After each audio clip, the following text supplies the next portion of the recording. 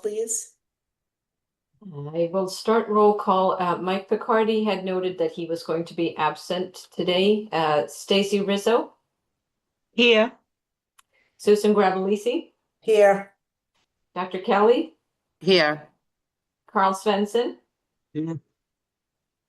Christopher Bowen, Here. Rich Viscay, Here. Don Ciaramella, absent, Nick Rystrom, Here. Mayor Keefe is also going to be absent today. Tom Skorowski, Here. John Stamatopoulos, absent, Anthony Cogliandro, Here. Don Martelli was also letting me know he was going to be absent. Joshua Miranda Here. and Chris Ciaramella also absent. Okay, great. Thank you, everyone. Brian, do you want me to share and start going through the agenda real quick? Yeah, that works. If you want, I can also share if you want to do one thing at a time instead of two, with the votes. It's actually very helpful if you wouldn't mind. Yep, not a problem. That way I don't have to keep searching for the squares that are talking. So let me just get this launched. So we're gonna, can you see the screen share? Yes. Sounds good. So we're gonna go through the minutes first, then invoices, and then we'll do those two quick, and then we'll go through these last few items. So if we want to start with the approval of meeting minutes from September 17th. If there's any comments, let us know. Otherwise, we'd seek a motion to approve those minutes. Motion to approve the meeting minutes from September 17th. Still moved. Second. Thank you. And I will do the roll call for those meeting minutes, starting with Stacy Rizzo, Yes. Susan Gravellisi, Yes. Dr. Kelly, Yes. Carl Svensson, Yes. Christopher Bowen, Yes. Rich Viscay, Yes. Nick Rystrom. Abstain. Thank you. Tom Skorowski. Abstain. Thank you. Anthony Cogliandro Yes. and Joshua Miranda. Yes. Excellent. Thank you. Was that the end of it, Linda? Sorry. It is. Yep. And I Okay. just saw, thank you for responding to the chat. Linda, can I change my motion to present because I actually believe I missed that meeting? Okay. Thank you.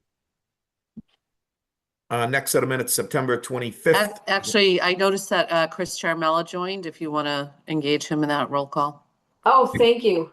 We will do roll call for Chris Ciaramella for meeting minutes from September 17th. Yes. Thank you. Thank you, Thank you, Diana. Dr. Kelly. September 25th, next.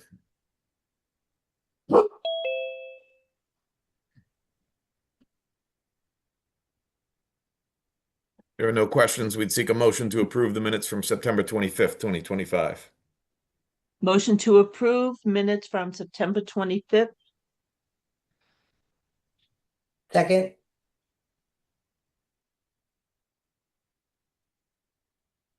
All right, I will do the roll call, and apologies in advance if my dog is barking in the background. There's something very exciting going on outside. All right, Stacy Rizzo, Yes. Susan Gravellisi, Yes. Dr. Kelly, Yes.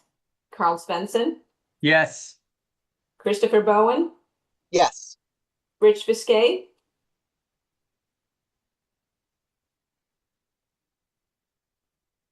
Yes. thank you. Nick Rystrom, Yes. Tom Skorowski, Abstain. thank you. Anthony Cogliandro, Yes. Joshua Miranda, Yes. and Chris Charmella. Yes. Thank you very much. So next, we'll move into invoice approval. The first invoice is listed on Adrian, the top go back and bow. here for left Face the field. classroom like I showed you, buddy. I think we need to mute. Yeah, Yes. I'm not sure who it was. So we are billing in the construction document and construction administration phase, as well as you can see some of the peer reviews and sub-consultants for left field, all within our approved contractor billing on this invoice 55. Total of left field invoice number 55, $522,460. Any questions on So the left moved. field? Perfect. Any second? Second. Before we vote, Brian, were we gonna give, were we gonna get some budget documents that kind of showed the percentage spent in these, like we spoke of before? We can always look at the budget here. I'll open up the budget right now that I thought goes around. I thought that was gonna be a recurrent theme when we did this. We would show how much was spent from the budgets when we approved these bills. Sure. It is on the screen. It's distributed with the minutes. Let me just try to blow this up a little. So the left field invoices, left field contract is up in this section. You can see that we are 100. I got to move my Zoom controls. We are done with design development. That's billed at 100%. We are billing to 70% of construction contract documents. That will conclude in the month of December. Bidding is, we have it billed out at about 50%. And the other category we're billing in is construction contract administration, which is basically site work is only at 1%. Down here, you can see that in terms of peer reviews, the one of the peer reviews we have tonight for municipal code consultants is billing at 75% completion. They've done their reviews of the first two sets of drawings. They just have a back check. And we also have the code red peer reviews down here at the bottom of our area. That's depending on the task, billing to anywhere between 50% and 10% completion. As always, we review these invoices internally, so we feel we're on track with all of these. And I'll return to the other parts of the budget as we go down the other invoices. We'll do them one by one. I'll show you the Perkins Eastman side and the Consigli side in a minute as well. Appreciate it. So, Brian, maybe to Rich's point, we should just go through that first and then vote on the invoices. Sure, that's fine. I know you typically do it in the reverse, but that will help people see where we are as they're voting on the bills. Sure. So next is we're in the architecture and engineering category here. We're mainly billing, again, this design development phase. You can see it's complete at 100%. And Perkins Eastman is billing to 76% of the current contract documents phase, which this is a heavy lift phase for the architect getting all these bid documents together. In terms of, let me just go back here and see what we're billing. We also have Sanborn Head and VHB, the traffic consultants that are working with them. But generally speaking, 76% completion on the CD phase is where Perkins Eastman is billing to. As we keep going down, we get into this construction section. This section will keep getting bigger and bigger. Every time we award work, which we'll be doing a little bit tonight at the last meeting, we awarded a number of trades. You'll see that these specific divisions, whether they're concrete, structural steel, waterproofing, damp-proofing, start populating out of this general construction line. So really the only things in the Consigli side are billing at 89% of pre-construction.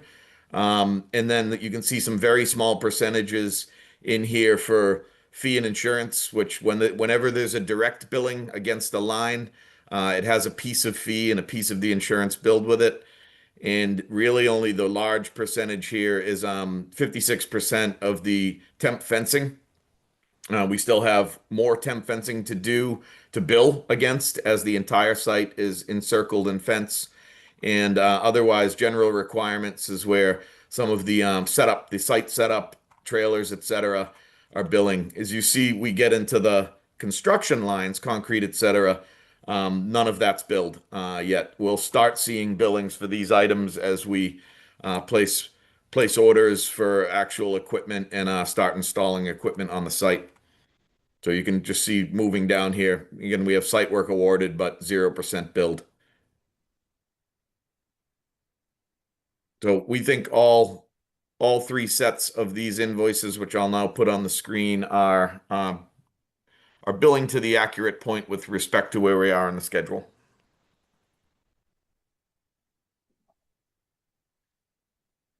So if we want to revisit and questions, welcome. But if we want to revisit, I think there was a motion and a second on the table for the left field invoice 55 approval. Thank you for that explanation. You got it. All right. We'll start the roll call. The motion was made by Stacy Rizzo, seconded by Susan Gravellisi. So for the roll call for left field invoice, Stacy Rizzo, Yes. Susan Gravellisi, Yes. Dr. Kelly, Yes. Carl Svensson, Yes. Christopher Bowen,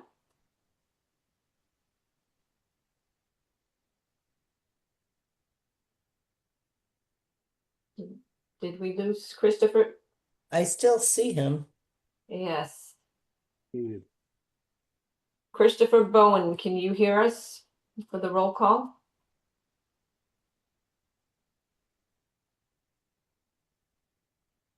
He may have stepped away. Maybe we can come back to him at the end. Yeah, I'll continue. Rich Viscay, Yes. Nick Rystrom, Yes. Tom Skorowski, Yes. Anthony Cogliandro,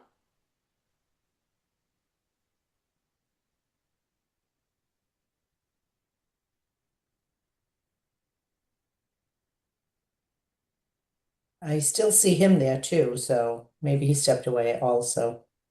I see. I will continue for now. Joshua Miranda, Yes. Chris Ciaramella, Yes. going back again to Christopher Bowen. Yes. Thank you. And Anthony Cogliandro. Yes.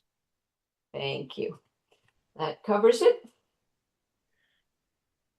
Next would be Perkins Eastman invoice for October in the amount of $1,139,055.65.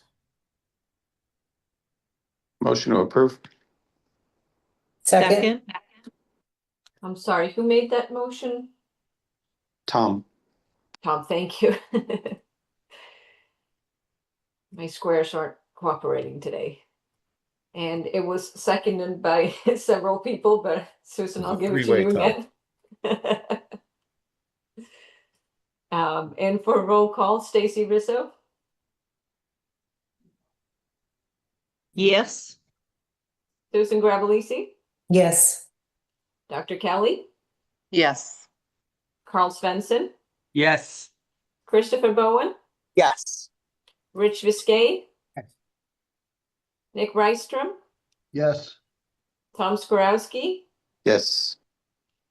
Anthony Cogliandro, Yes. Joshua Miranda, Yes. Chris Ciaramella. Yes.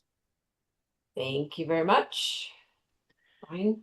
And lastly, consigli invoice, which again includes a month of pre-construction and then a few billings against general conditions, general requirements, and requisition number 4 that all carry a piece of the fees, insurance, and retainage with them. So the consigli invoice totals $140,646.39. Motion to approve?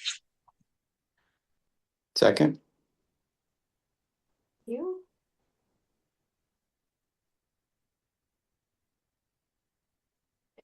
And for the roll call, Stacy Rizzo,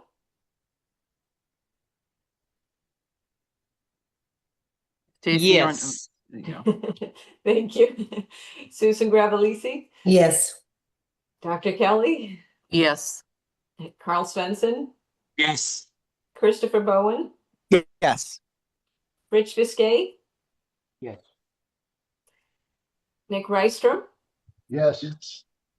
Tom Skorowski, Yes. Anthony Cogliandro, Yes. Joshua Miranda, Yes. Chris Ciaramella. Yes. Thank you very much. Sounds good. So moving forward, we're going to talk Consigli Amendment 6 right now. We're going to defer Agenda Item 5, Left Field Amendment 9, to a future meeting. We need a little more time on the team side to work the scope out here. So we'll go to Agenda Item 4 right now, and then we'll skip 5 and go to 6 after. So Consigli Amendment 6, this is a singular trade bid award for foundation waterproofing.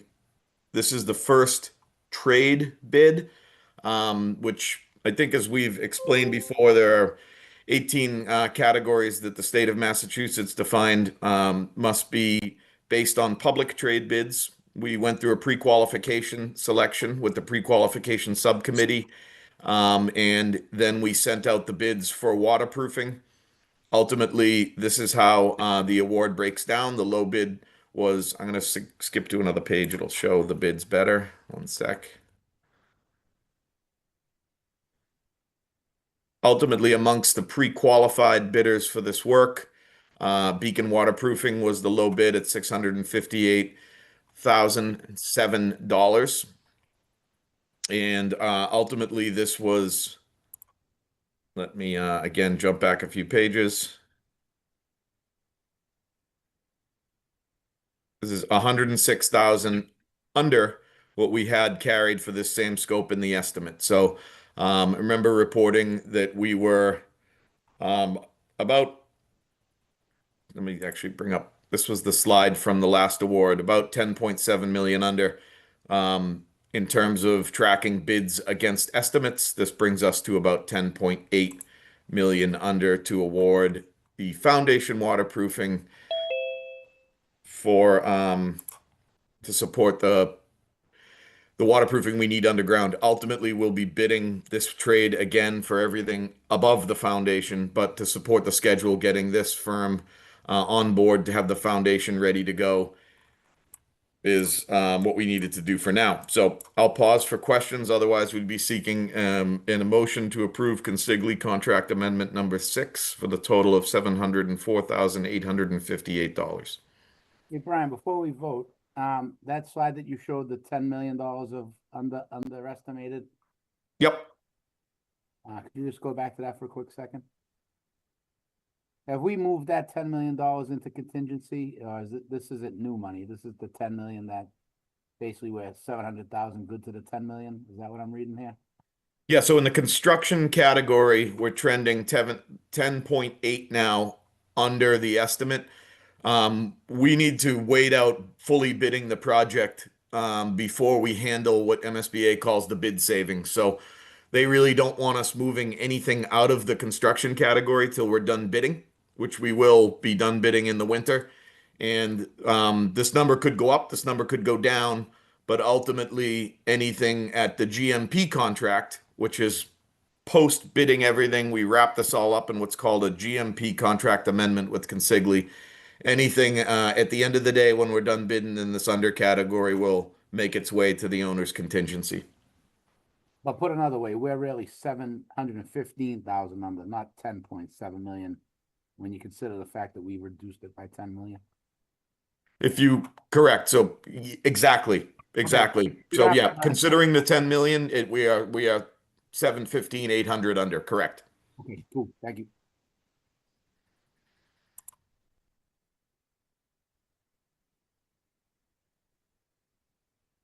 But just for clarity, because I think this gets a little bit confusing, based on the votes that were made by the city council and going into the project, we are right now tracking 10.8 million less than what those votes were.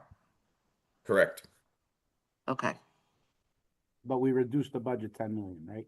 So net 700. Well, we were told to look for 10 million in savings and to try to get that to 10 million less, but We reduced we- it with, what'd you say? You're hard to hear, Rich. oh, I'm sorry, I'm on my computer at work. I said, we did reduce it 10 million though, so at the end of the day, we need to be $10 million under, and it looks like we're 10.7. That's all I wanted to make sure I was clear on.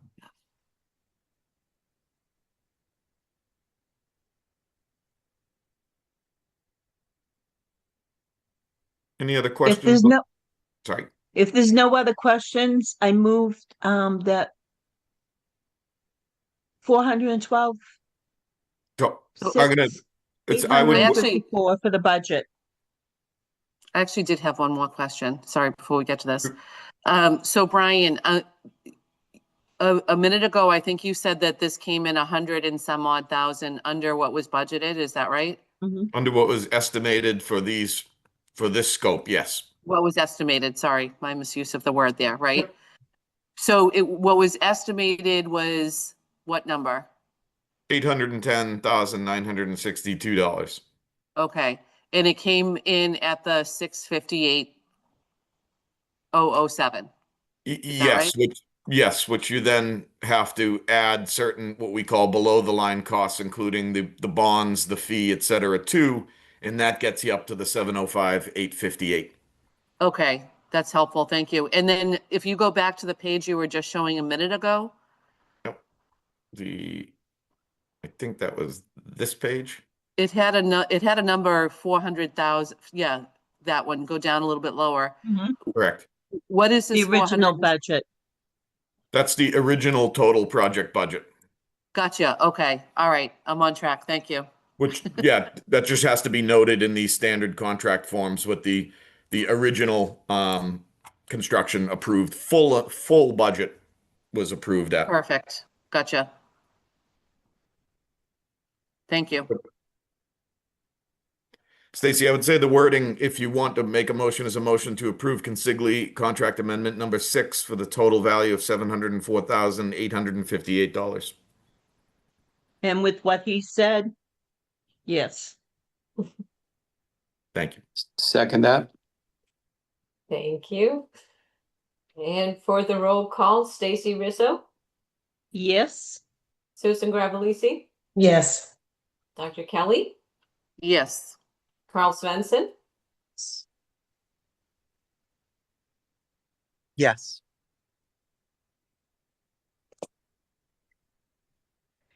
Christopher Bowen, Yes.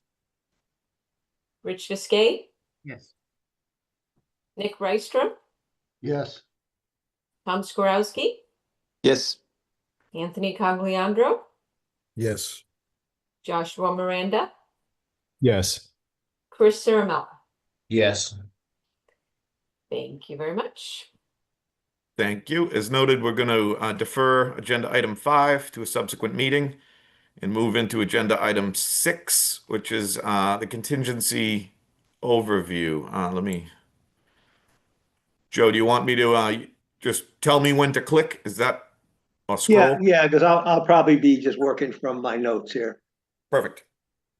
Can I jump in for 1 second? I just want to make sure everybody on the call, I'm not sure that everybody on the building committee knows who Joe is.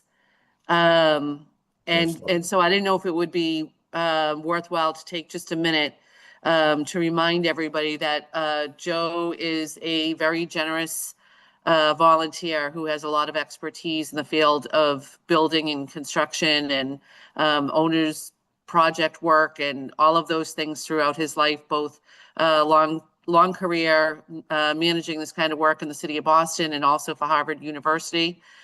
Joe will correct me if I left anything out of there, but he, in his retirement, seeks to torture himself by volunteering for these different building projects and helping school districts and municipalities who don't necessarily have this kind of expertise in-house.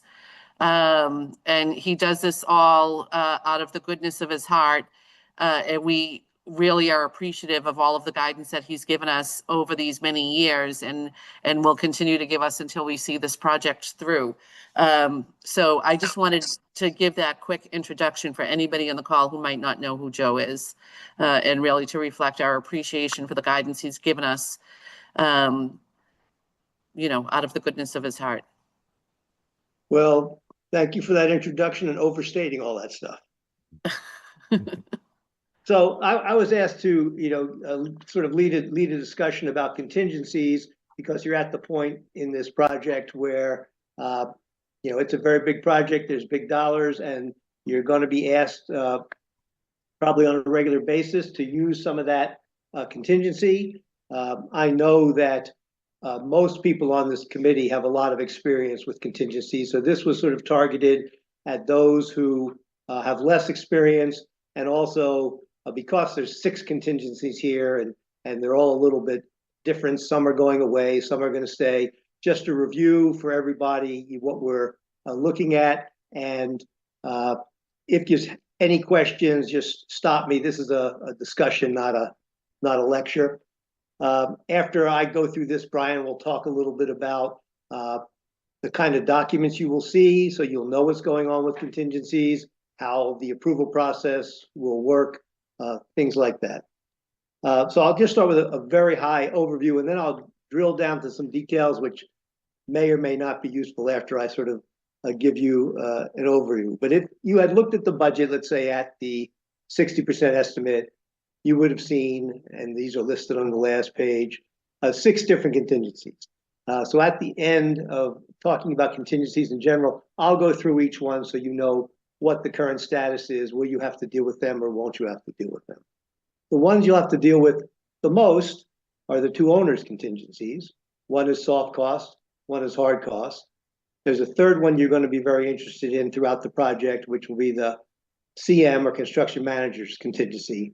So a lot of what I'm talking about here is really focused on those 3 contingencies. In my view, because sometimes there's misperceptions about what contingencies are, the best way, what I tell owners is think of the contingency as just another line item in the budget. It's a line item in the budget to pay for something. And the difference between the contingency line item and the roof or the architect's fee or permits is they all describe something that's very clear and understandable.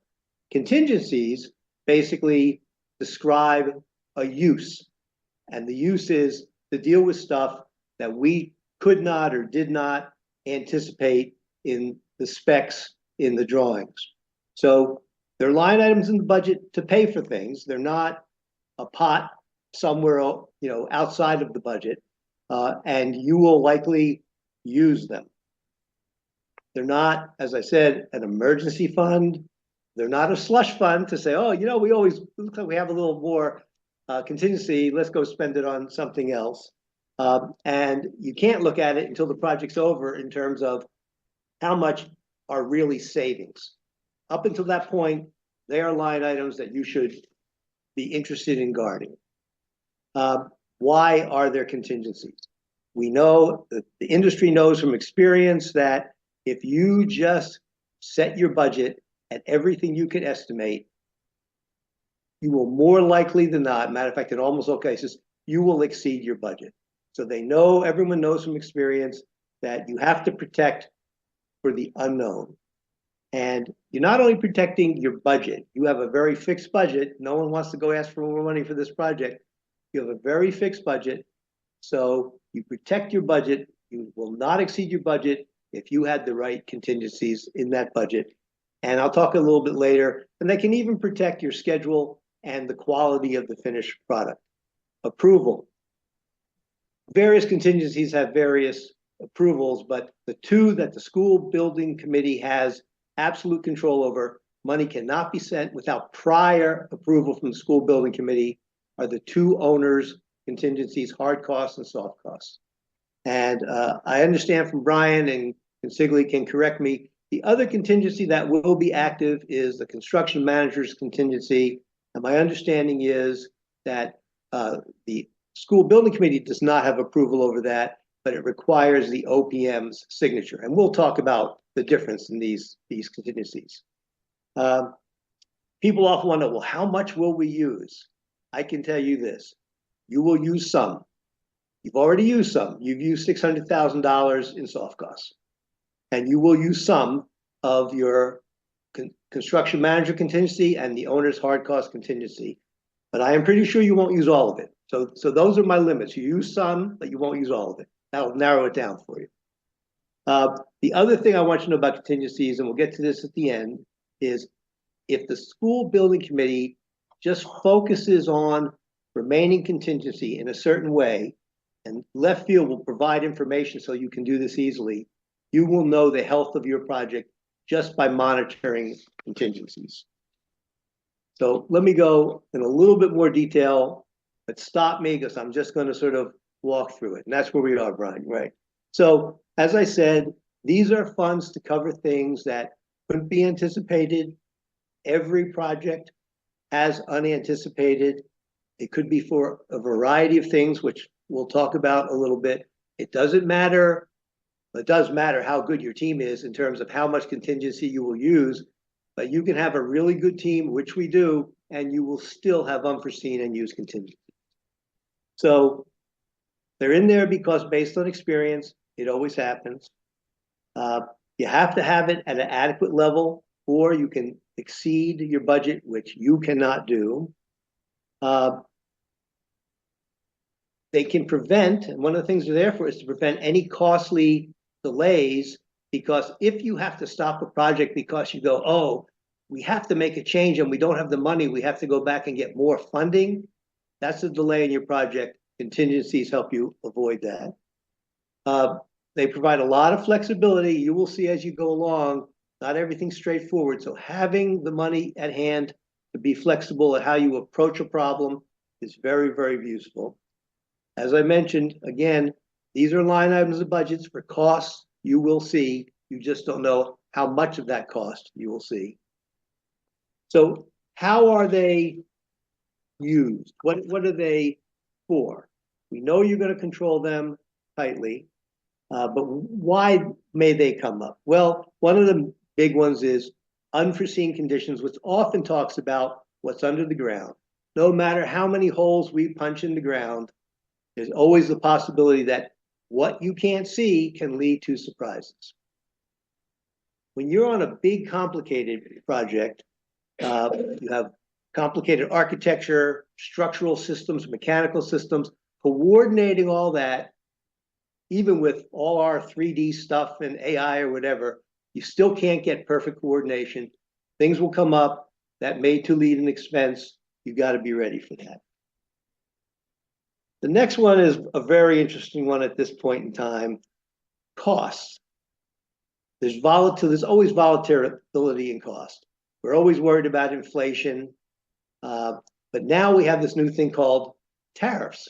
Now, we're hoping it doesn't have any or a big impact on this project, but of course, we don't know. This is a 2.5-year project. A year and a half from now, what may happen? So market volatility can be a reason you need to be prepared to have some money on hand. You can run into regulatory issues. You can run into, you think you've got everything code perfect and an inspector comes in and says, change that. That happens regularly. Got to be ready for that. There's also adjustments that owners make, and this is not, oh, we have some extra money, let's build a new wing or put a Picasso in the auditorium. It's not those kinds of changes. It's as you go along, maybe something changes in your educational program. Maybe something changes in fast-moving technology that you have to change something in your technology. Maybe the way pedagogy is done, you have to change something in the layout of the space. So the owner will spend some of that money if over the next 2.5 years, things change that require that to provide the right education for the students. As I mentioned, it can help schedule. We have a very tight schedule. Sometimes contingencies are used to accelerate, pick you up a week or two or a month. Good to have it for that. There are unforeseen conditions, and they are completely unforeseen. Extreme weather, labor strikes, maybe you have a pandemic. I think everybody in construction here managed through a pandemic. That certainly adds some costs. As I mentioned, tariffs and anything else that, comes from God. You just don't know. So they're not meant for exceptional added scope, but they are for the scope you need to have a quality, complete project. How do they set these numbers? We have some big numbers. Oops. The number for the owner's hard cost contingency is $18 million. They're basically a risk analysis based on what your project is, how big, how complex, what kind of site are you building on? Did you just buy a forest, chop down trees, and you have virgin land? Or did you decide to build on a dog track? The dog track is harder than virgin land. Wetlands, you have wetlands. So the industry knows in general, we need about this much money for a certain kind of project. Often they say, we start with 5% for new construction, 10% for renovation. But it's really the experience of your owner's rep, your contractor, and your architect who've done similar projects to yours. What do they think we should carry? And that's where these numbers come from. But they don't set it at a number. They say, this is our average. This is where we usually end up. You set it above that because you don't know if you're average. This is one of the places in life where you want to be below average. And if you're below average, that means you have increased savings. And if you get way above average, it means you will have less savings. But it's not set at sort of, boy, this is a precise target of what we think we're going to use. It's also not set to provide a worst case scenario, whatever that would be. Approval of contingencies. So the school building committee has two that they are in charge of, and they're both very important, the soft costs and the hard costs. And we'll go through those numbers and what those are for. And the CM contingency is the other one that you'll have observation of, but not control over. What's important is how these contingencies are going to be tracked, because they're going to give you a real clear view into how you're doing financially. So left field is going to provide you with some really good information. They're going to tell you what was budgeted in your budget for each contingency. They're going to tell you how much you've already approved. They're also going to tell you that there's stuff you haven't approved, but it's very likely they're going to bring those to you for approval. They're going to tell you, okay, how much do we have remaining? But then they're going to keep one more log, which is stuff comes up. You can't be sure you're ever going to need money for it. You can't be sure necessarily what it's going to cost you, but you keep that running log, because when you want to know really where your contingency is, you also want to know what those other things out there are, because sometimes they can add up. With that information, you can take a look at your contingencies and where you are in the job. For example, you've looked at all the contingencies, even including the things that don't really quite know about yet, but could hit you and could use your contingencies. And let's say you've used, you may need to use 20% of all your contingencies, but your job is 50% done. That's a really good view of the health of your project.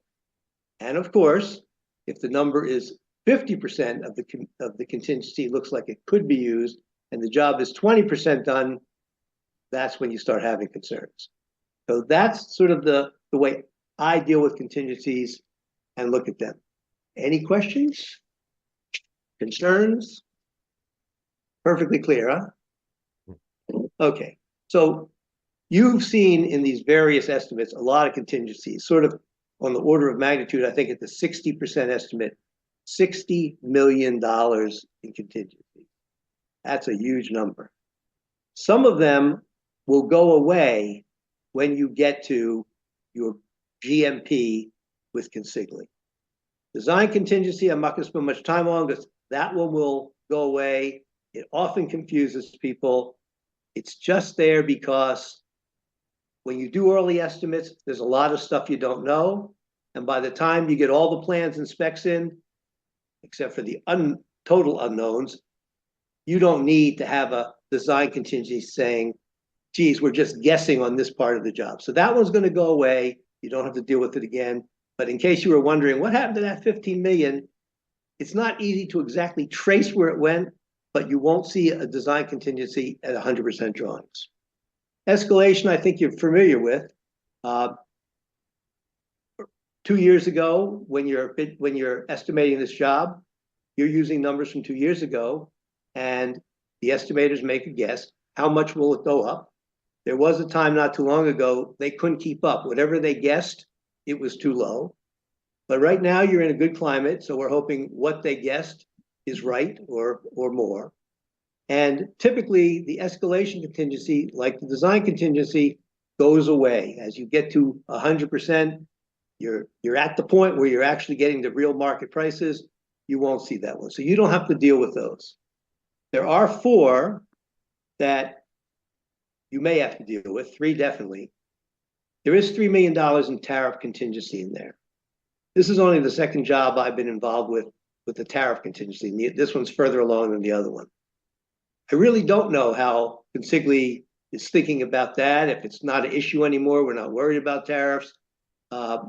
We can eliminate that, or it's something that needs to be carried after into the GMP. We won't address that right now, but I'll be interested to see how Consigli decides that needs to be handled, given what could be a factor in terms of what items we have that could be effective, and if we have to care about that or not. But in any event, that's a contingency that would be very much like the construction manager's contingency, which I'll talk about in a minute. Owner soft costs, I think you know what that is. It can be for design fees. It can be for various kinds of exploration and testing.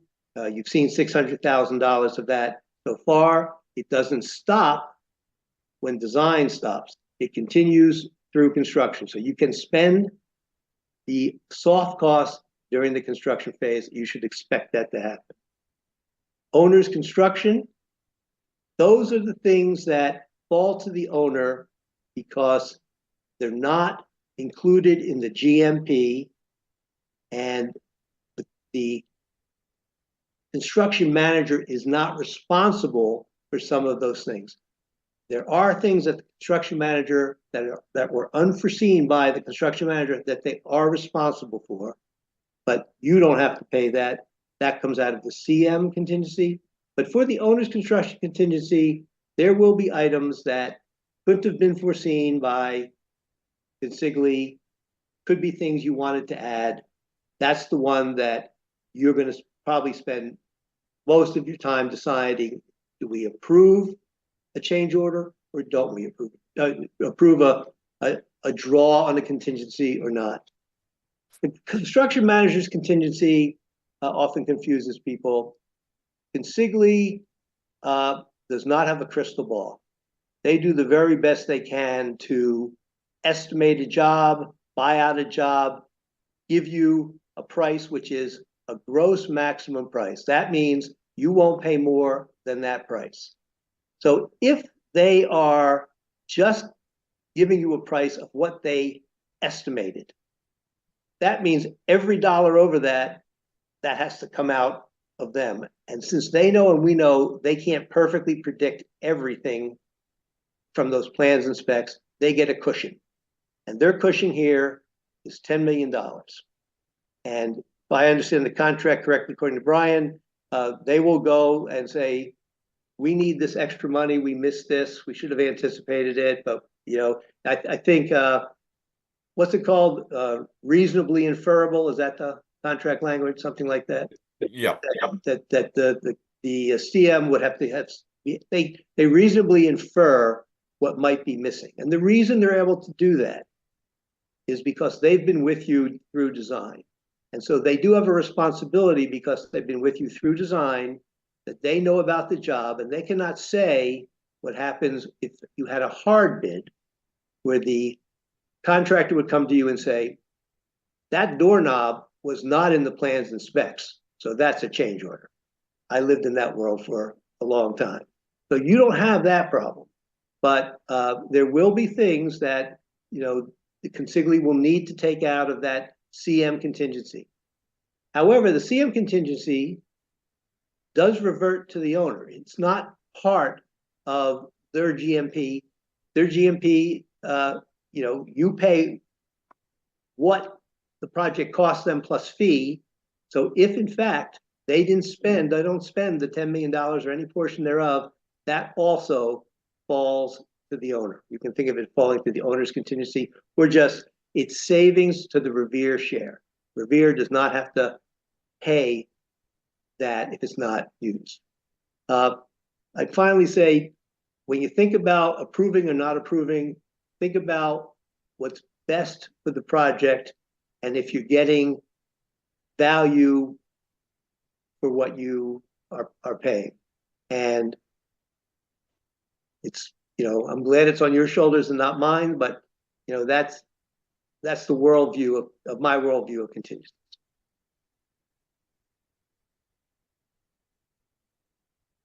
And one thing I just want to throw in, Joe, about CM contingency, one thing we'll be looking at potentially to use some of that for is basically expediting certain things. And how can we push forward, regain schedule, grow a bigger cushion on the back end of the project as well. Good. And if I don't see any hands up, so I was going to quickly stay on this topic, but show these next few pages are an owner's change order log. So just going back to Joe's summary here, the owner's change orders would be funded from the owner's construction costs. There are similar logs that we track for the CM contingency, and our budget that we had on the screen a little earlier always tracks the owner's soft contingency. But change orders, there's an official MSBA process for. This is the spreadsheet they use on projects, and I actually think it works pretty well. Just to not seem like I'm picking on some other architects and contractors, I just blanked out the names. This is from another left field project, but you can see that this is divided up in change order events. And actually, the reason these are all gray means MSBA has reviewed them. One's down on the bottom, if they haven't reviewed yet, would be white. So we would come to the building committee with the change order. This one was classic. It was really about ledge, which we do not thankfully have. We have other challenges on site. We don't have ledge. It would break down, is it a net add or a net deduct? MSBA always wants to know if rework was involved.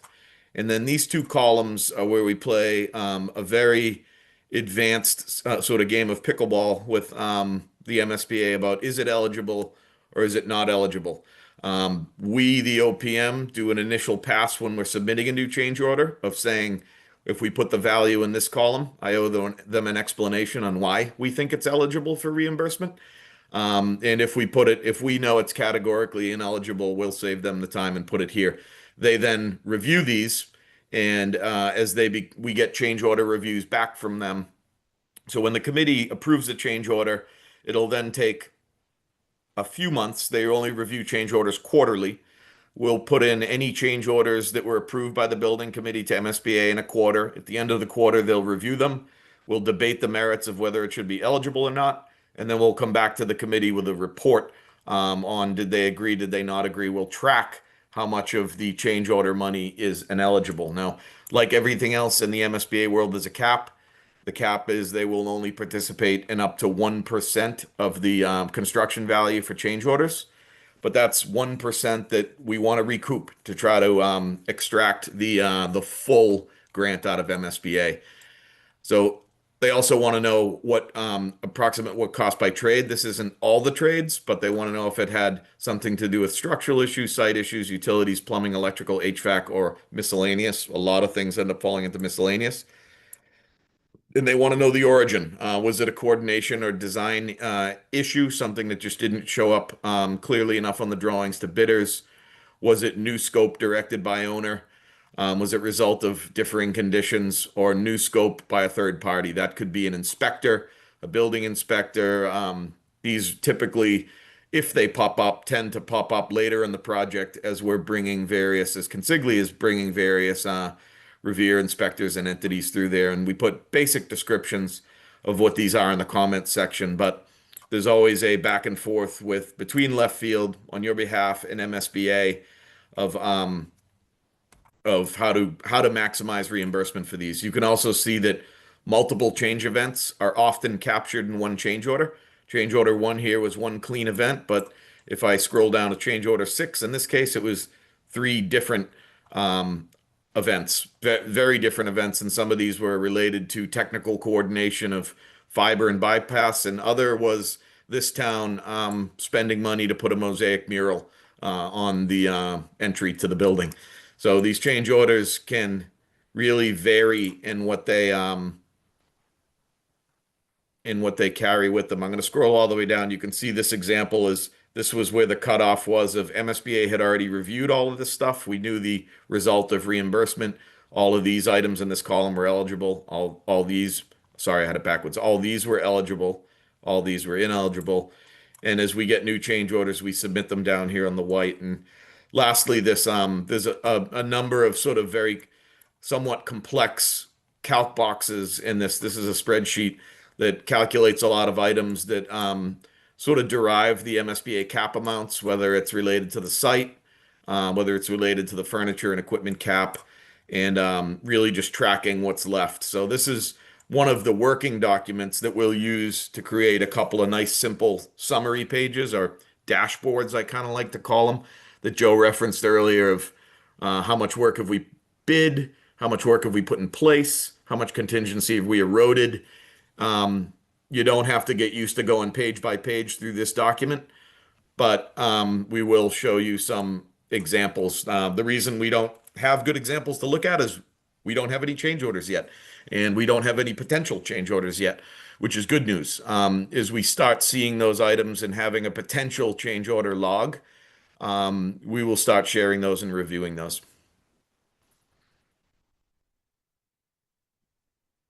Thank you, Brian, and thank you, Joe. I think that's really helpful. And I think, like you said, once we get into actually using those spreadsheets, it would be good to take another deep dive into them the way that you just did. Yep. And I think that's a good idea, and we'll do that in the budget too, because as Joe mentioned, there's really, if you want to take a quick peek at some of these dashboards and budgets, there's a few places you can look, and if you get used to those numbers, they'll instantly sort of show you the financial health of the project. So we'll show you where those are in the monthly reports. We'll bring them to you as we start populating them. Right now, those logs thankfully are empty because we don't have any change events on the horizon.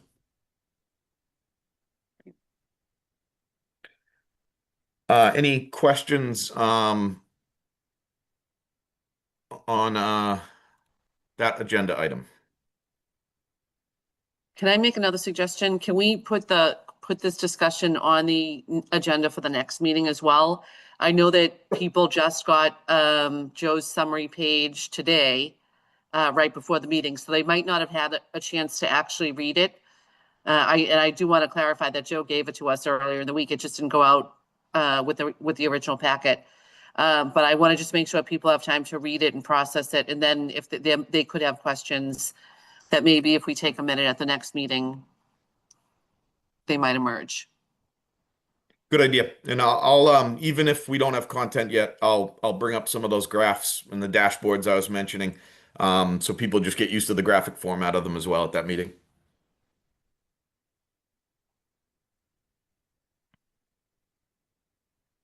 So let me jump back to the agenda. There are no further questions. Let me just do one more look for hands. No committee hands up. We'll move on to agenda item 7, which is a quick design update based on some great work that Perkins Eastman was doing with some city and school folks on signage, graphics, and history.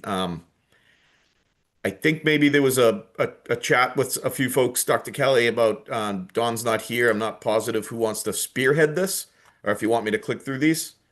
Yeah, I can take a quick run through at it. We do have an ask for the building committee. But if you want to just show the graphics first. Whoa. Okay. We've done a lot of work on the design process, and I want to thank Stacy and Susan and Michael Picardi, who's not here tonight, but the three of them have been instrumental in working with the building teams on a lot of this design philosophy around what the school is going to look like. And yesterday we had the opportunity to actually look at some sample materials. And that was really exciting to look at samples of what our floors are going to be made out of and what kind of tile is going to be in the bathroom and all of that kind of piece. But one of the big pieces we've been talking about is almost along the lines of what Brian mentioned and how that other project went into their contingency to build a mural in their lobby. And that's a piece of the work that we all want to make sure that there are the right voices from the community at the table and making those decisions. And we actually worked with students in our History of Revere class last year who developed these themes that you see on the slide right now. They identified three overarching themes of diversity, history, and school pride that they want to see represented in the different murals and things throughout the school. And within the history sector, they identified origins of Revere High School or the history of Revere High School, Revere Beach, Wonderland, general history, and Suffolk Downs as important pieces that they felt should be included in some way, if we can, in these different graphic representations. So if you want to go on, Brian, to the next slide. These are some precedents that they've used at other schools.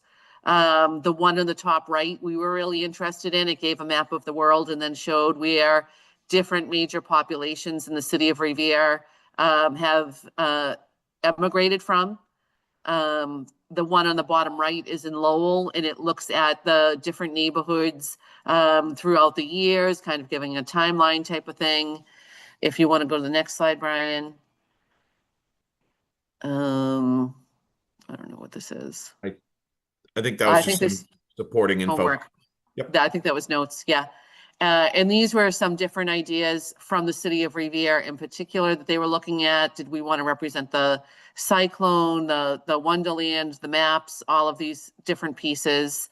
So there's a lot here. There's a lot of different ideas. And we were hoping as a team that maybe if you go one more, Brian, there might be a couple of images of the school in here that show where these are going to be. Yep, this is the school pride one, and I'm going to keep going because maybe I don't think that maybe not. was They that might have from taken them out. yesterday. Yeah, I think that was from the yesterday presentation, which I don't have on the screen. Yeah, it might have been from the yesterday presentation, but anyway, they've already identified like 5 different areas where we're gonna have this kind of muraling, I'll call it, under these 3 umbrellas that I already mentioned. And what we were hoping to do was put together a team that would include a couple of members from the school building committee, a number of students and staff, and then also members from the Revere Historical Society who can make the decisions like, yes, we want to do that map thing, or no, we want to do the puzzle thing, or this should be in the learning commons, but this should be in the heart of the school, and that kind of thing. So I just wanted to throw it out to this group and see if there were 2 or 3 people here who were interested in serving on that decision-making committee. And just before you decide that, I'll tell you, the commitment is very light. It's going to be 2 meetings, one coming up in November and another one in February. In November, the meeting will be to sit with these folks who do all this kind of work, and they want to hear from the committee on what they want to capture, what ideas they want to include.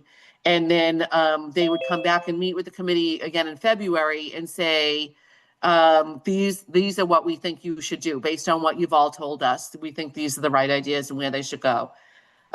So it's 2 meetings in person, probably about an hour and a half, 2 hours each. And that would be it. So I don't know if anybody on here wants to volunteer to be part of that. And I will say Mike Picardi has already indicated his interest. Dr. Kelly, Diane, I'd love those, to be on the oh, group. sorry. Thanks, Tom. Those meetings will be during the day, correct? Because the students and teachers will be involved? Correct. That's right. Because of the kids, they'll be during the day. Dr. Kelly, I'd like to be involved in that. Great. Thanks, Nick. So Nick and Tom. If you want a third, Oh, I'm I was going already to say we on could that. Do you we want a could let different- Michael be the Okay. third, but if All right, somebody perfect. else, yeah, if that'll be good. Okay. Great. All right. Thank you all very much. Hey, That's it Dr. on Kelly, that. one thing. We have a chat going on with someone in the city, and they're actually asking if they can join it.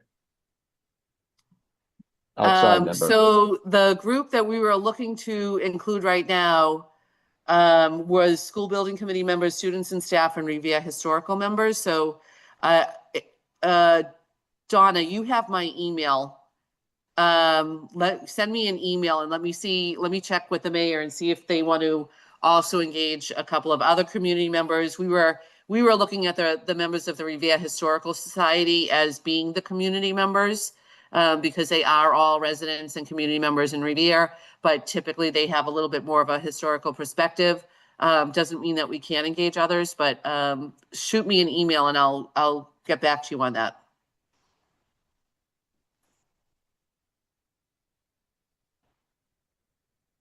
Any other questions or comments on that before we move to public comment? Would be next on the agenda. Just checking the committee for hands. Okay, we're going to move to public comment. Donna, I know you're there. I'm going to just scroll up and convince myself that I think some of your questions have been answered, but name and address for the record if you want to follow up on any of the comments you've mentioned in the chat.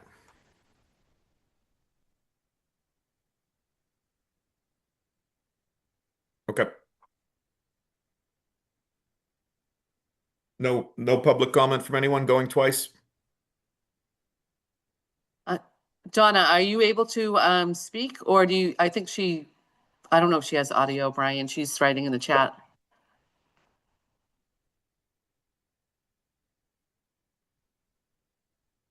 Okay. It does look like some of the questions about clarity and the total project budget were answered in there. And just to reiterate, the 412 million that we pointed out earlier as the construction value is included in the number that the council approved. The number that the council approved is the magic number that will not be exceeded. And what Richard Visquet was talking about is we're targeting bettering that by $10 million.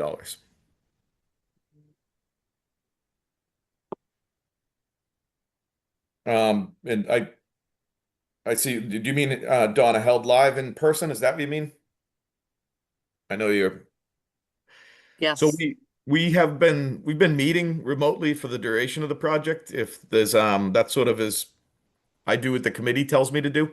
So I would defer to the committee if there's any interest. I think at some point down the line in the future, it would be great to do some of these meetings in the new building, but we're a few years away from that.